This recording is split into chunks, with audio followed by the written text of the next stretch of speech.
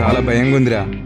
ఒక స్టూడెంట్గా నా సిచ్యువేషనే ఇలా ఉందా లేదా అందరి సిచ్యువేషన్ ఇలానే ఉంటుందా? ఏంట్రా ఏమంటున్నావు? నాకెందుకో చాలా భయంగా ఉందిరా. దేనికిరా? ఈరోజే రిజల్ట్స్. ఎగ్జామ్ పాస్ అవుతానో ఫెయిల్ అవుతానో కూడా తెలియట్లేదురా.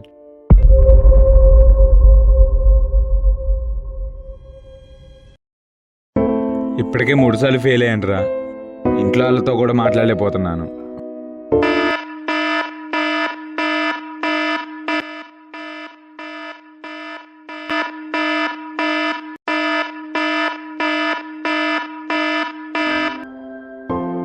ఈరోజు 11:05కే రిజల్ట్స్ రా.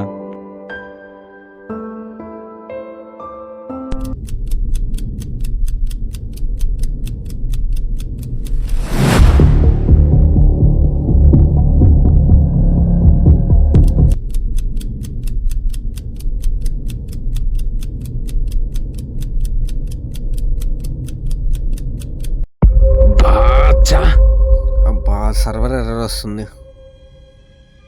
ఇప్పుడు ఎలాగా? అరే నీకు చదువు ఎక్కదని అందరికీ తెలుసు, అయినా సరే కష్టపడుతున్నావు. ఇంట్లో వాళ్ళకి చెప్తే అర్థం చేసుకుంటారు, కానీ టైం కలిసి రావాలి కదా. టైం కలిసి రానప్పుడు నువ్వు ఎంత కష్టపడినా వేస్ట్ రా.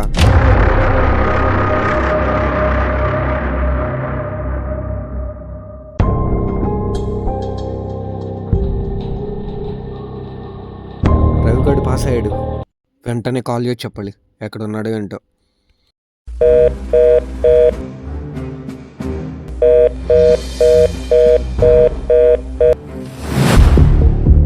అన్నా ఏందన్నా అంత హ్యాపీగా ఉన్నావు?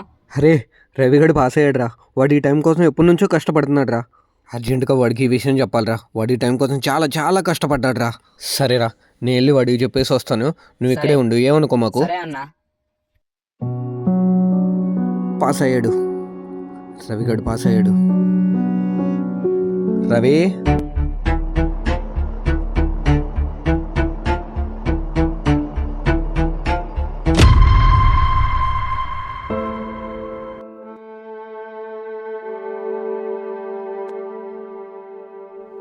రవి నాకు ఇవన్నీ జరిగేది చూస్తుంటే నాకు మైండ్ పని చేయట్లేదురా.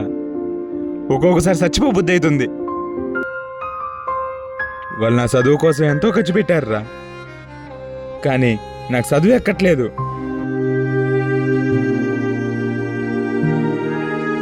ఇప్పటికే 3 సార్లు ఫెయిల్ అయ్యానురా. ఇంట్లో వాళ్ళతో కూడా మాట్లాడలేకపోతున్నాను. రవి పాస్ అయ్యాడు.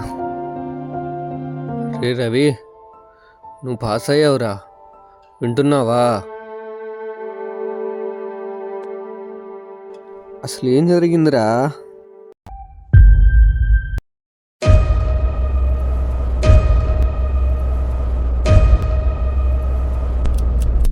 నా వల్ల కాదు. ఇంకెంత టైం పట్టితో ఏంటో. మా నాన్న ఫోన్ చేస్తున్నాడు. ఏం చెప్పాలో ఏంటో. ఇప్పుడు ఏం చేయాలో ఏందో అర్థం కావట్లేదు. ఈ టెన్షన్ నేను తట్టుకోలేను. నేను కష్టపడ్డ ఫలితం ఉండట్లేదు. నాకు ఇదొక్కటే దారి అనిపిస్తుంది. ఫలితమే లేనప్పుడు ప్రాణం ఉండి దేనికి?